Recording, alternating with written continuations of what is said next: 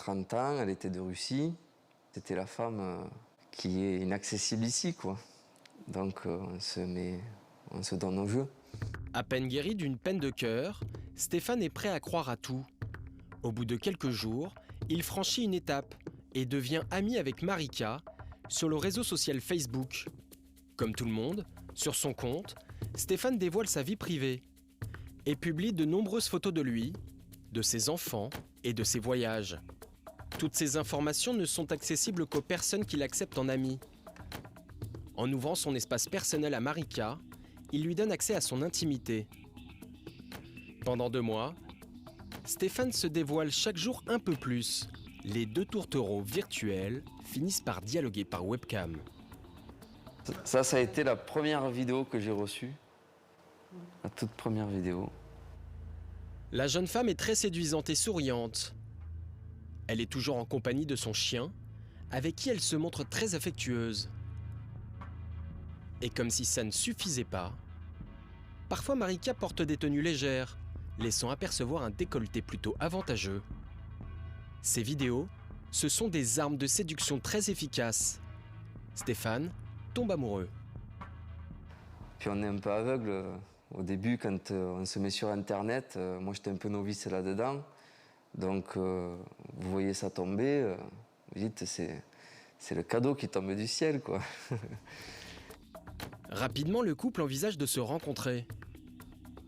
Stéphane organise alors un week-end à Paris, dans un parc d'attractions, pour un montant de presque 1 000 €. Mais ce séjour n'aura jamais lieu. Je monte à Paris pour aller à l'aéroport, la chercher. Et le matin, je reçois un message en disant qu'elle n'a pas pu monter dans l'avion parce que la douane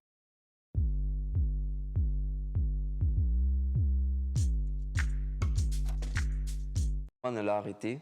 Elle a voulu sortir du territoire avec des bijoux de famille. Et apparemment, en Russie, c'était interdit. Et je reçois carrément un papier de la douane. Soi-disant, elle était en cellule et il fallait qu'elle paye si elle voulait ressortir de là, quoi. Dans l'affolement, vous trouvez vite un Western Union, vous faites un virement.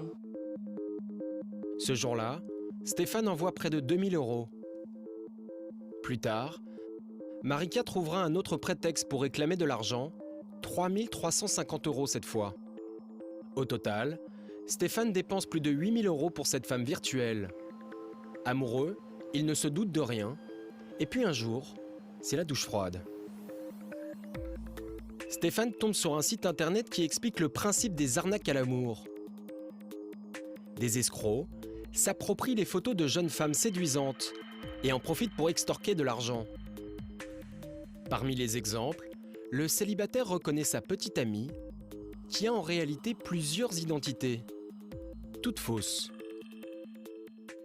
Et là, vous tombez des nues.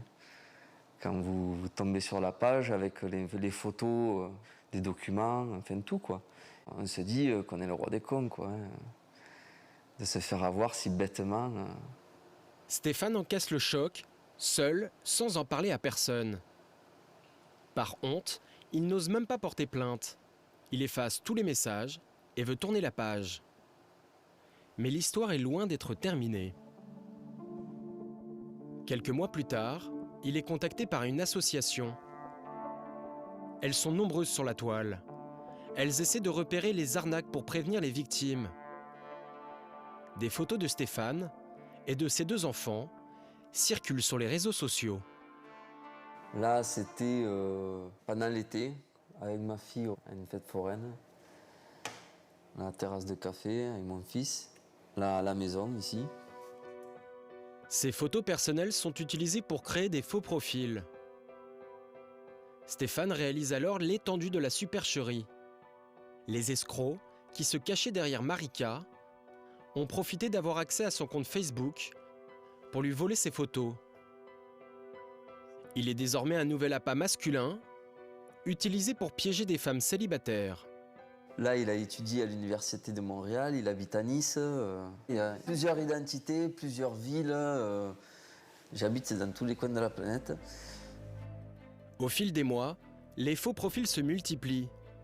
Stéphane et Mario, vivant à Neuchâtel en Suisse, mais aussi François Dugarry, exploitant forestier à Montréal, ou encore Jean-Marc Nounours, habitant à Milan. Très vite, les faux Stéphane inondent la toile. La situation devient hors de contrôle et prend des proportions gigantesques. En 1 an et demi, Stéphane détecte pas moins de 4500 faux profils. Pour les repérer, il clique sur cette petite icône d'un moteur de recherche et glisse sa photo. La page de résultats affiche alors la liste des sites internet qu'il utilise. Voilà. Un faux profil moi, avec mes enfants dans le jacuzzi. On voit qu'il est récent.